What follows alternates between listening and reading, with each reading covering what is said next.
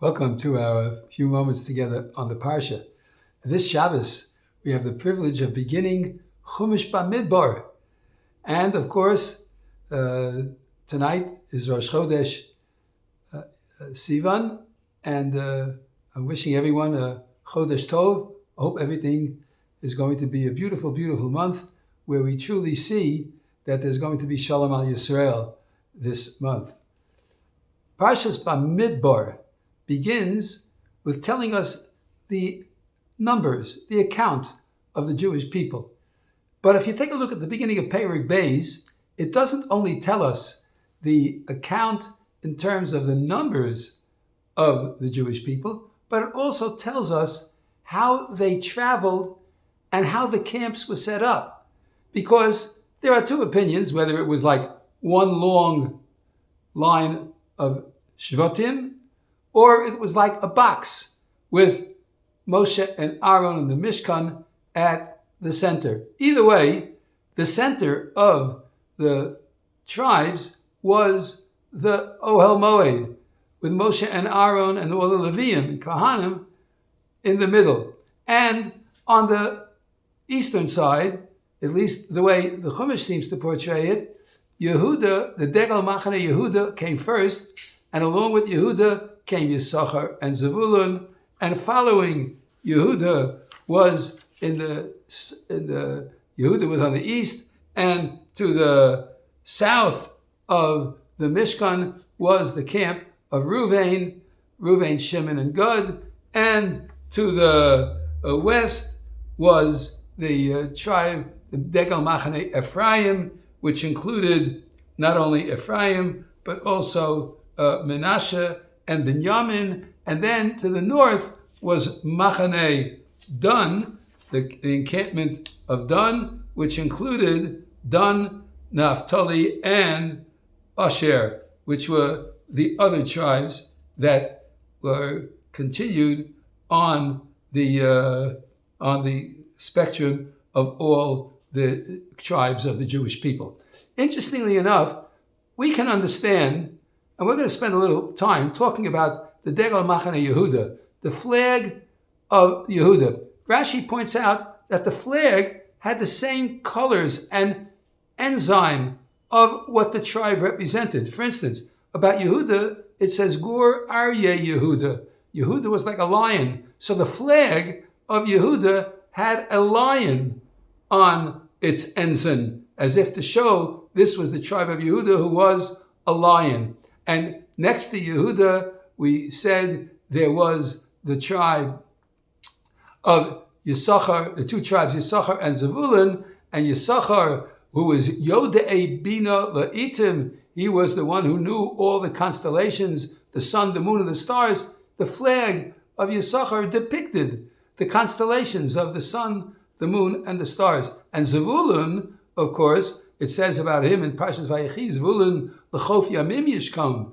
Zevulun was on the sea, next to the borders of the land. He traveled by sea, and the sign of Zevulun on his flag was a ship which traveled the seven seas in order to bring a living and make the living that would support not only Zevulun but also Yisachar. The other tribes also have a very specific idea behind each and every one of the flags that represented them. And if you want to know more information about exactly what it represented, I send you to the beautiful writings of Rav Shamshon Ferl Hirsch, which will explain the other flags. I'd like to focus on the tribe of Yehuda, the flag of Yehuda, and the flag of Yisachar and Zevulun. We understand that Yehuda was the first of all the tribes, because after all, he was a lion, Gur Aryeh Yehuda. He was the lion of the Jewish people, and, of course, David HaMelech and all the kings of the family of David came from him, as it says, Lo Yosor Shevet mi Yehuda u'mechoket mi bein Raglav in Parshas Vayechi, when it discusses that the ruling power and all the decisors of the halacha would be encapsulated in the leaders of the Jewish people, the kings, who would be sitting with the Sefer Torah and paskening all shilas. So that was of course, Yehuda. And Yisachar were the ones who studied all that Hashem created in this world and recognized the beauty and the plan and purpose that went into the creation of the world, that showed the hand of Hashem in everything. And Zavulun were the ones who enabled Yisachar to sit and learn. The famous Yisachar-Zavulun partnership has gone down all through the ages, where to this day there are those who are dedicated to the study of the Torah and the promulgation of halacha, and the Zavulun partnership, which is equal to the learning of Yisachar by providing the sustenance to enable Yisachar to go and sit and learn. Now, Reb David Feinstein, Zechrono Livracha, in his writings, asks a very powerful and interesting question. It's true that Yisachar sat and learned, and Zavulun were the ones who provided the sustenance. What was the way in which Hashem would give Zavulun this sustenance? So, of course, Zavulun and the tribe of Zavulun were sea merchants, and they were sailors. They lived on the Chof Yamim. They lived through the seas. And Reb David Zal asks, couldn't Hashem have found an easier parnasa for Yisachar to have, for Zavulun to have, in order to supply Yisachar with sustenance? Did it have to be such a dangerous, especially in those days and even today? The merchant marine is not a simple job. You're out on the seven seas for weeks on end.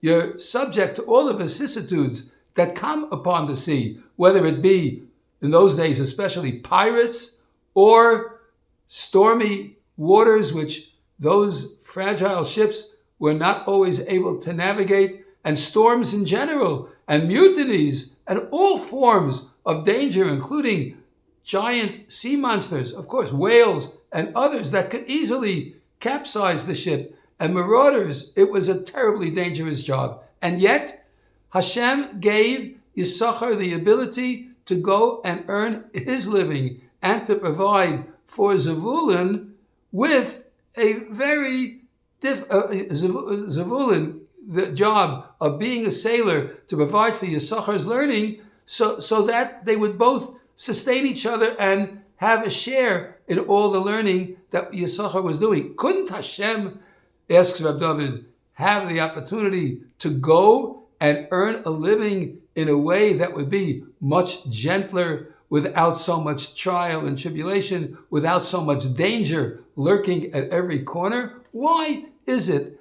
that when Zavulun had to go and earn a living, it became such a precarious form of living? So Reb David beautifully explains, we think that when we have challenges, we think when things come our way, stormy seas, we think that when the weather doesn't cooperate with us, or when there's trouble on the high seas and we're put in danger, we think that the purpose of all this is to stop us from having an easier time in life.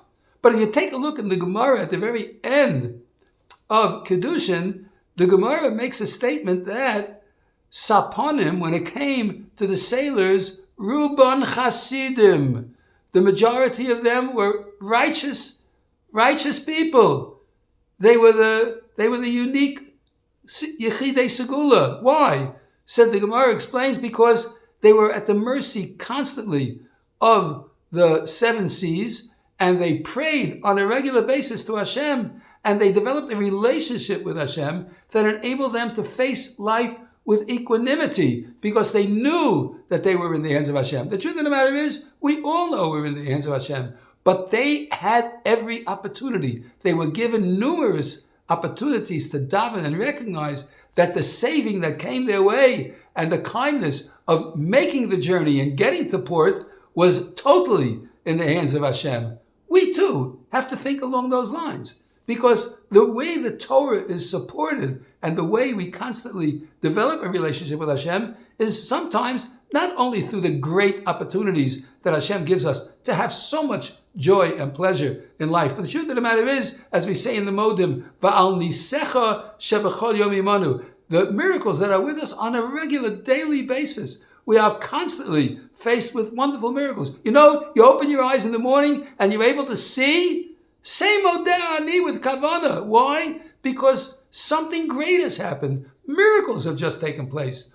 All the optic nerves, all the brain is working, Baruch Hashem, and for many, many years, until Admei V'Esrim Shana in a few weeks, as we say, we are blessed with constant, veritable miracles in order to help us get through the day. And so, Yisachar was given a job that was, Zvulun, was given a job that perhaps was somewhat precarious, but it enabled him to become a Chasid. It enabled him to become a righteous individual who was constantly in touch with HaKadosh Baruch Hu and thanked him on a regular basis. So it's not that it was a difficult thing that was given to him.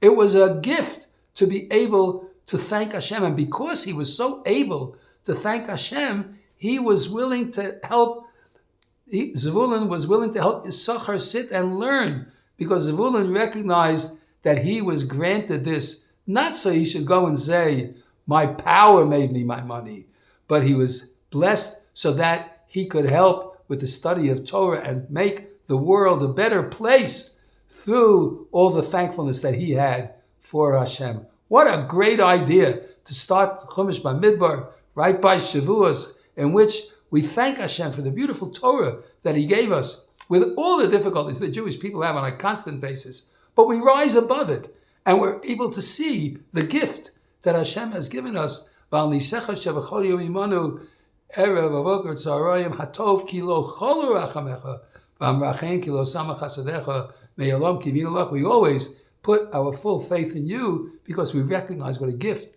you have given to us, Hashem. Thank you, thank you, thank you. And thank you for the Torah that we have, that we're going to celebrate the Matan Torah in just a week, so that we have the opportunity to say thank you for the beautiful gift of being the chosen nation of Hashem that has the Torah.